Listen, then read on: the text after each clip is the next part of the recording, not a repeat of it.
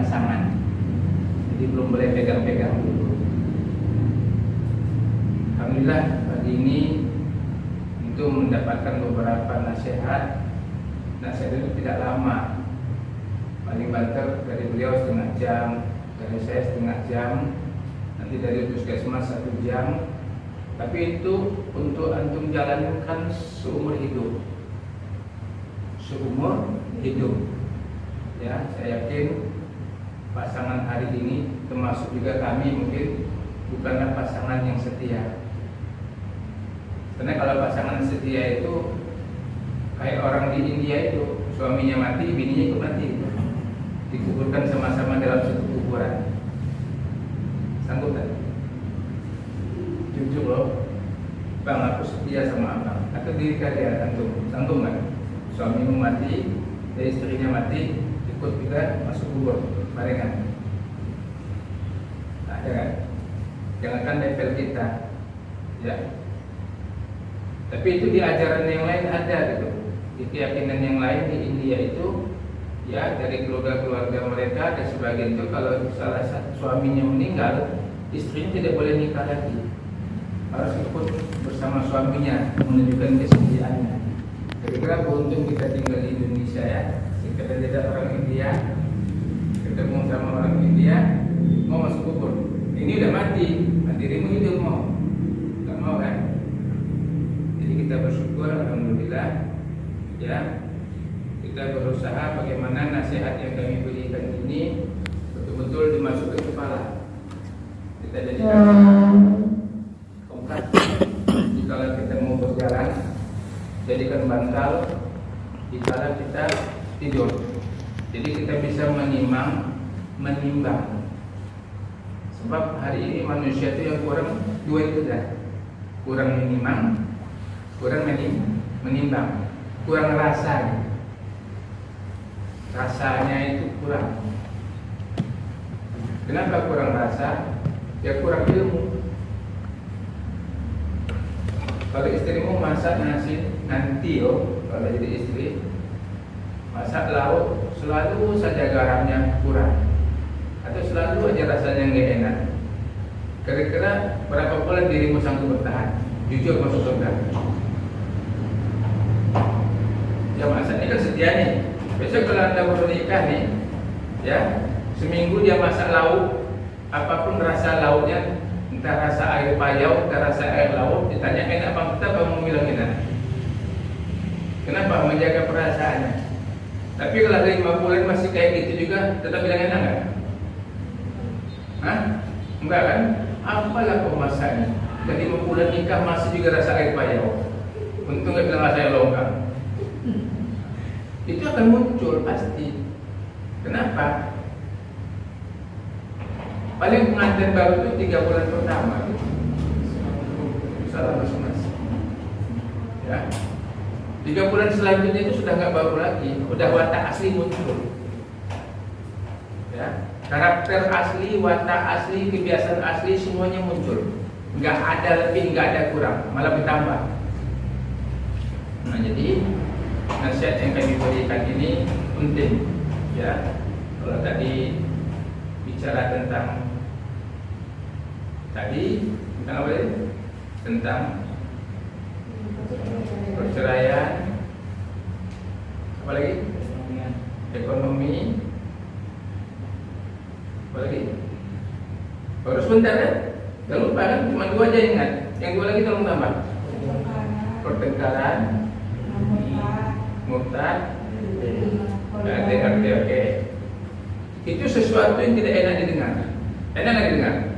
Baru satin saja nasihat itu sudah muncul. Tapi suka tidak suka harus didengar. Suatu saat ada masalah. Nah kalau lagi saya ini sudah cuma 4 saja yang harus Anda miliki. Kalau ingin rumah tangga Anda berjalan selama-lamanya, minimal sampai salah satu meninggal dunia. Ya, jangan sampai sebelum meninggal udah gak jalan lagi rumahnya, gak jalan lagi tangganya.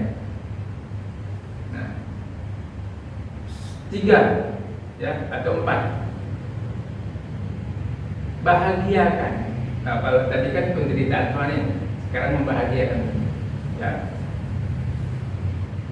Kalau ingin hidup rumah tanggamu berjalan dengan baik, nanti setelah akad nikah, ya, satu, ini diingat ya, bahagiakan mata suamimu. Nah, yang pertama apa? Bahagiakan mata suamimu. Sebagaimana calon suamimu hari ini melihat dirimu bahagia. Kira-kira kalau nggak bahagia jadi nggak menikah? Enggak kan, Mbak? Kalau nggak dia bahagia melihat Anda, mau nggak dia menikahi Anda? Dipaksa enggak kan? Nah, jangan kamu bahagiakan dia hanya sebatas belum menjadi pasangan sempurna. Pemerintah kadang-kadang ya itu tadi. Rata-rata kita hari ini suka membahagiakan manusia yang lain atau orang lain atau calon suami kita atau siapapun sebelum menjadi pasangan.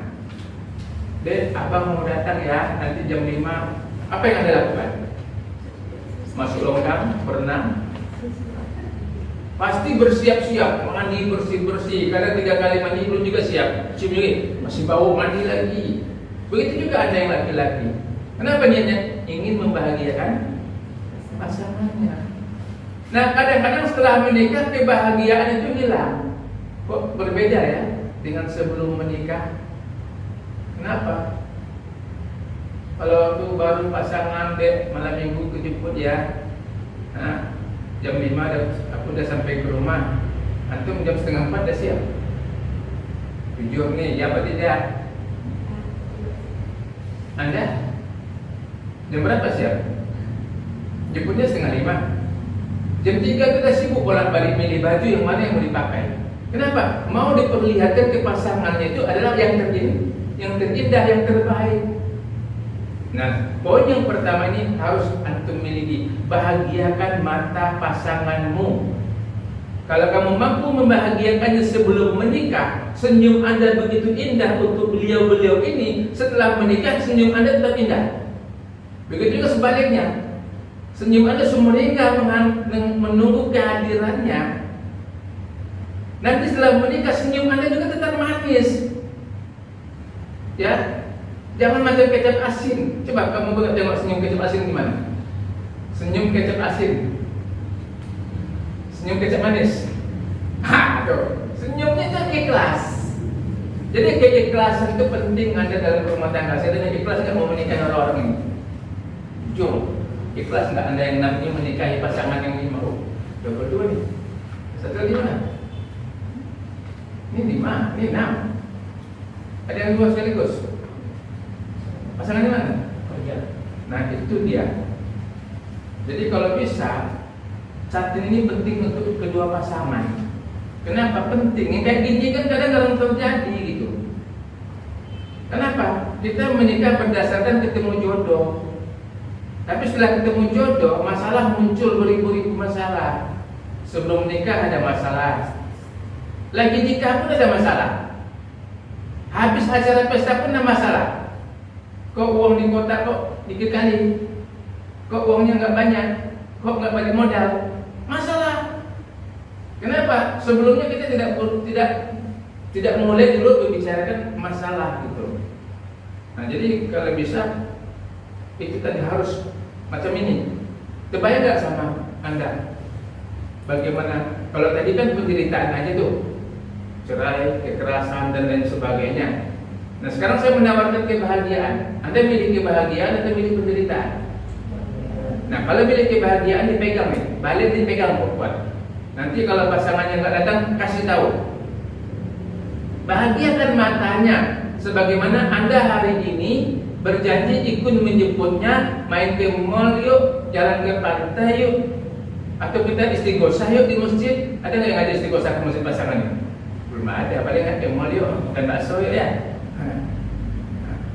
Nah artinya bahagiakan matanya. Bagaimana cara membahagiakan mata pasangan kita sebagai anak, sebagaimana Anda hari ini sebelum menikah ingin memberikan yang terbaik. Nah berikanlah yang terbaik. Ya, mandi, pakai baju yang paling bagus, bebedak. Kadang-kadang 3 macam bedak itu ada yang cocok dihapus lagi, dibedakkan lagi. Ya, kan banyak yang tukang jual bedak doang. Aku tengok anak gadis, anak muda semua, nggak ada nenek-nenek di sana. Semacam 3 macam bedak, nggak cocok nih, nggak sesuai dengan kulit, dihapus lagi, pasang lagi, bedak lagi, tak cocok, bikin merah gitu juga. Nah, apakah itu bisa membahagiakan? Itu kamuflase, tipu-tipu. Bagaimana cara membahagiakan pasanganmu? Ya, pasanganmu bahagianya adalah basahi wajahmu dengan wudu. Berapa kali wudu sehari? Berapa kali? 1 hari 1 kali? 5 kali yang wajib. Berapa kali? Yang sunnah? Enggak terhitung kan? Macam-macam kan? Nah, sudah belajar juga nih mandi sunnahnya. Sudah belajar belum? Mandi wajib. Itu wudu juga. Nah, jangan asal tembak budaya. Ya. Belajar. Kenapa? Supaya hidup Anda dalam perjalanan Anda berumah tangga tidak ada dosa. Anda ada menikah, Anda tak tahu mandi wajib, Anda sholat juga, sah nggak? Tidak. Makanya bahagiakan pasangan Anda. Pertama sekali, mata selama ini dia sudah banyak melihat wanita-wanita di tempat kerja, di kampung, di tengah jalan, di pinggir jalan. Tapi pas mata dia, mata laki-laki yang ada di depan kita ini sudah terpatok ke Anda, berarti Anda adalah pilihan yang terbaik yang ada di hati mereka. Ada yang dipaksa nikah? Enggak. Kalau ada laki-laki dipaksa nikah luar biasa. So, ada yang dipaksa untuk nikah? Tidak. Berarti mereka sudah menganggap Anda adalah yang terbaik. Dan Anda juga menerima mereka. Sudah banyak laki-laki yang Anda tengok, ya, dari SD, SMP, SMA, kerja di pasar, di warung, di tempat kerja. Anda tengok pasangan banyak laki-laki, tapi mata Anda terpasang kepada yang ada di samping Anda, hingga sampailah ke kantor tua untuk mengikat sebuah pernikahan yang sah. Berarti pilihan Anda itu adalah yang terbaik. Jadi kalau para sahabat bapak-bapak ini menganggap Anda adalah yang terbaik, pilihannya tetaplah menjadi yang terbaik. Tuan-tuan, kalau para puan-puan ini menganggap Anda adalah pasangan yang terbaik, jadikanlah mereka pasangan yang terbaik dari pandangan mata Anda. Makanya Anda menikah dimulai dari mana? Pandangan pertama kan. Kalau pandangan banyak kan sering pandangan. Nah, pandangan pertama inilah menentukan, sehingga Anda sampai duduk di depan kami sebagai orang yang menasihati sebelum menikah.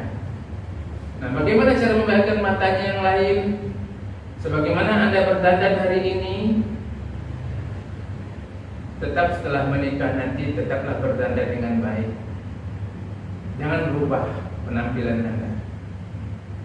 Sebab mata itu suka melihat kepada yang indah. Mata suka melihat kepada yang cantik. Ya, kecantikan Anda pertahankanlah. Jangan sampai dia melihat. Kedua, yang pertama tadi apa? Yang pertama, bahagiakan pasangannya. Yang pertama apa yang di bagian? Mata suamimu bahagiakan, ya. Tapi mata istrimu membahagiakan juga. Bagaimana cara membahagiakan mata istri? Tunggu dulu ya, kan contoh dulu ya. Ini ada 50.000, ini ada 10.000, ada 2.000. Kita suasana dulu. Kita 1.000 ya. Nah, ini 5.000 dah. Nah, mau 100.000 tak ada. Bahagia juga biniku nampak. Ada orang 100.000 pinjam dulu. Nanti kita main sulap. Jangan sampai tak ada. Belum apa-apa lah tak bahagia kawan. Sini dulu. Kita tes warna dulu. Ada orang 100.000 tak? Ada. Ada sini. Kita warna aja dulu. Enggak hilang kan? Oke. Ada nggak warna ini di atas ini? Nggak ada kan? Oke. Mbak pilih yang mana? Jujur, nggak apa-apa. Biar calon suamimu tahu kamu buta warna atau tidak. Mana pilih? 100. Oke. 100. 100. Berarti suamimu, istri, pasangannya orang baik semua. Tawadu. Apa itu tawadu? Kalau dia nggak tawadu nggak mungkin kayak gini. Hah? Tawadu itu kalau dalam Islam apa artinya? Orangnya menerima apa adanya, ya kan? Ini tidak tahu warna duit. Berarti dia tidak buta warna. Tawadu kan? Tahu warna duit. Kira-kira Anda yang laki-laki, ya kan? Kira-kira kalau Anda bekerja, Anda ingin dapatkan yang mana? Yang warna mana? Campur-campur? Atau pilihan yang mana?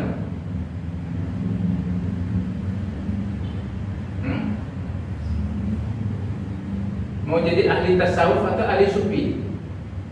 Kalau ini udah jelas orang tawadu semua. Tahu warna duit. Ya. Pasti ya, kalau saya tetap milih ini. Kalian enggak kan? Ini aja ya.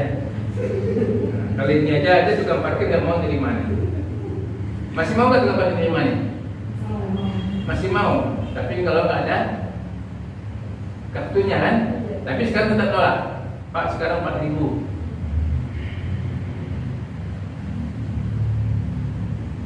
Kalau sekiranya pasanganmu ini bawa uang warna ini semua, satu kata masoy, atau bawa warna ini, ya satu kata masoy, kira milih mana yang itu? Ini juga kan?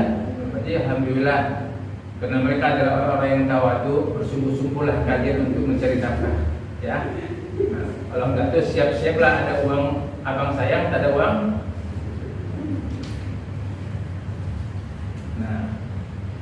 Atau kamu mau jadi ahli sufi? Apa itu ahli sufi? Kalau ahli sufi itu kan orang-orang yang hidupnya selalu berzikir saja di masjid, dari pagi sampai pagi lagi. Mau punya suami ahli sufi? Dari pagi sampai berzikir aja, punya kenyang. Apa itu sufi? Tak mau juga kan? Tapi jadi sufi nggak apa-apa juga, suka piti. Ya, jadi kan suka piti. Jadi artinya tuan-tuan, bahagiakanlah juga dengan warna, ya, istrimu. Bahagiakan kalau warnanya merah semua, minimal biru lah kalau nggak warna biru. Jadi kalau abu-abu kayak tadi kan berat juga rasanya mereka menerima kenyataan hidup yang selalu setiap bulan mengeluh dan mengeluh. Makanya setelah Anda berumah tangga, berjanjilah Anda suami adalah pejuang tangguh untuk mencari nafkah, pada istri adalah pejuang tangguh untuk memotivasi, membahagiakan masing-masing. Kebahagiaan itu bukan saja dilihat dari uang, tapi tidak ada uang juga tidak bahagia. Bahagia tidak ada uang, tidak. Tapi bekerjalah Anda, nanti Anda akan menghasilkan pekerjaan tersebut. Tapi kalau Anda nggak bekerja, hindari. Nah, oke.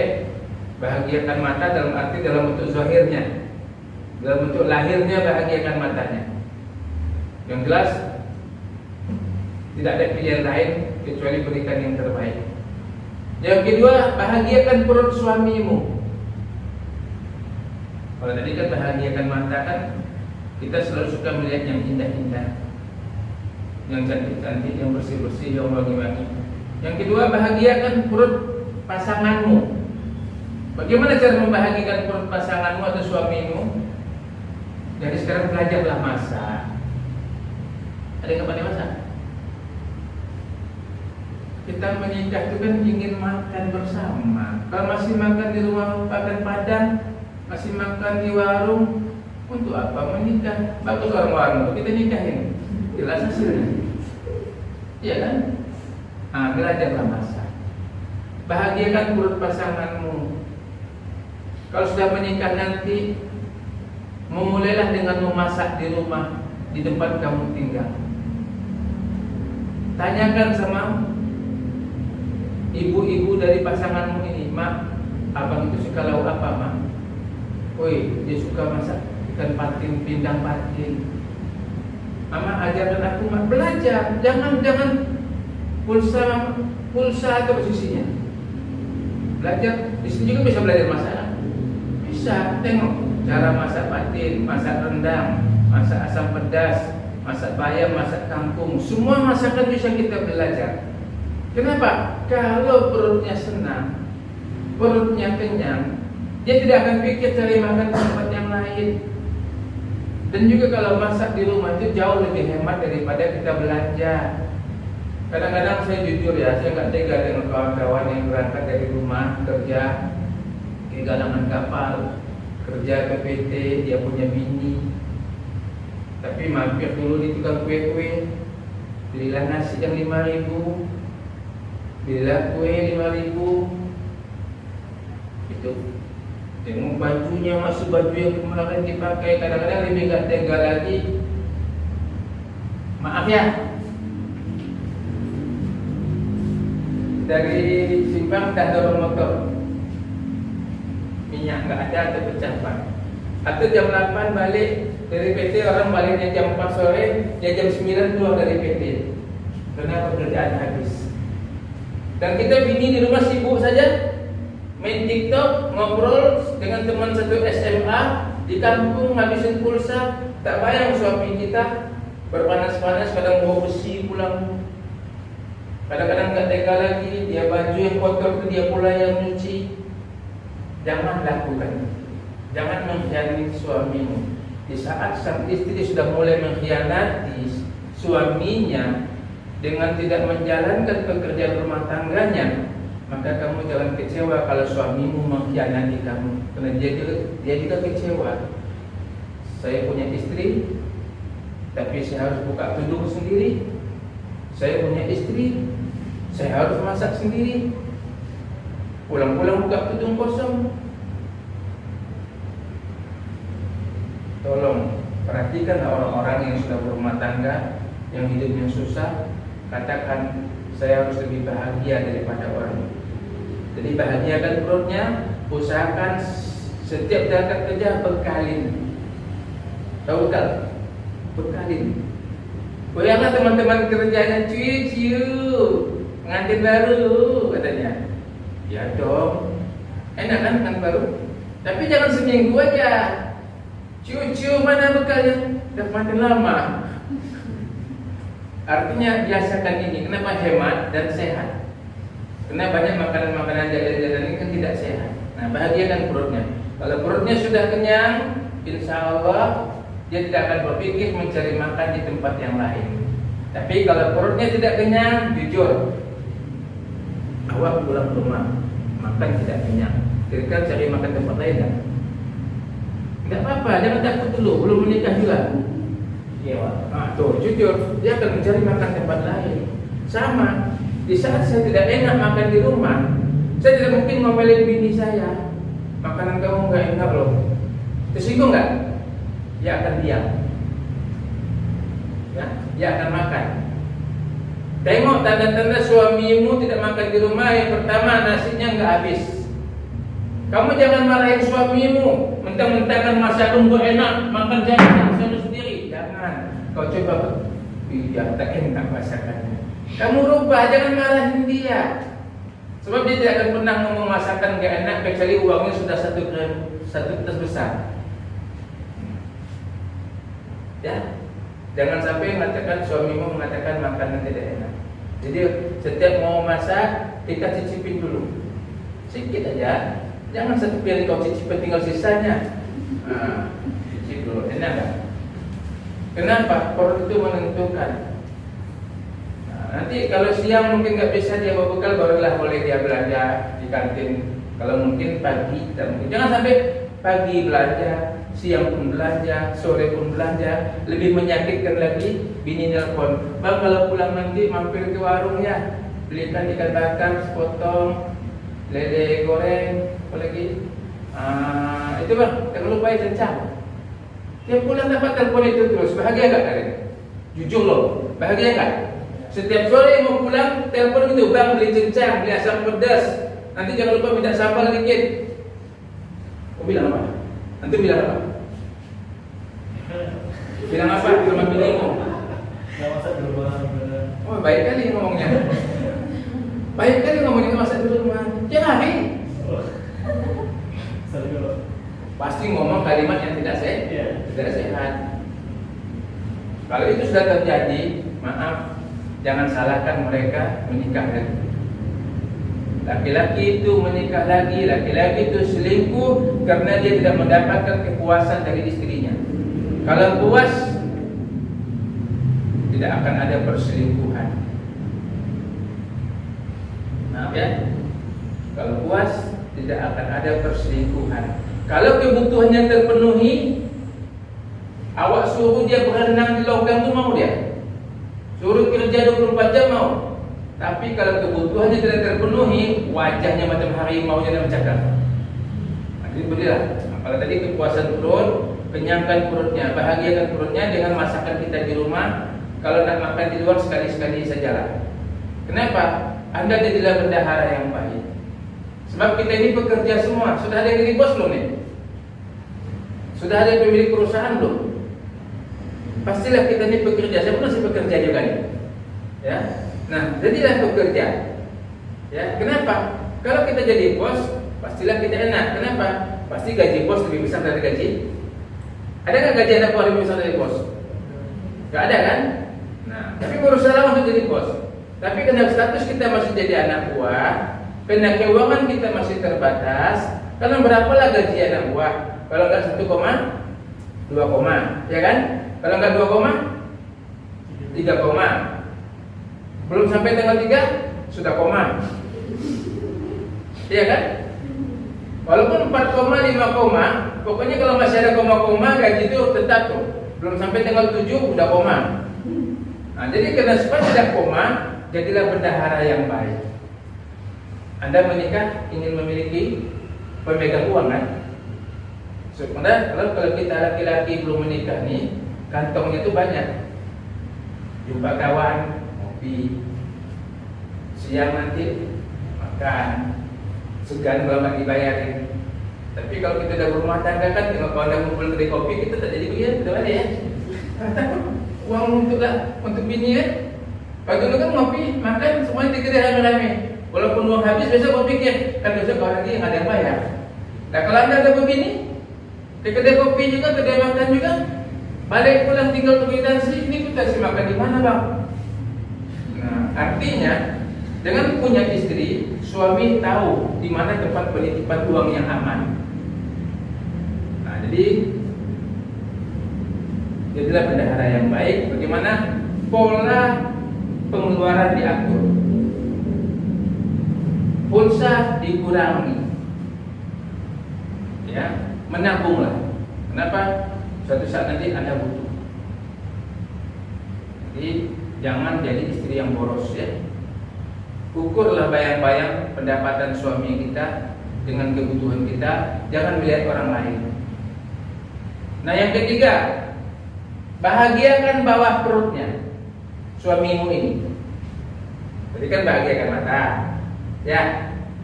Suka melihat yang indah-indah, yang cantik-cantik. Percantiklah diri Anda, indahkanlah. Walaupun tidak ada modal sekalipun, percantik wajah Anda dengan wudu. Insya Allah wudu itu akan memberikan cahaya yang lebih daripada kosmetik-kosmetik yang lain. Dan kira-kira kalau istrinya berwudu terus, suami senang nggak? Senang.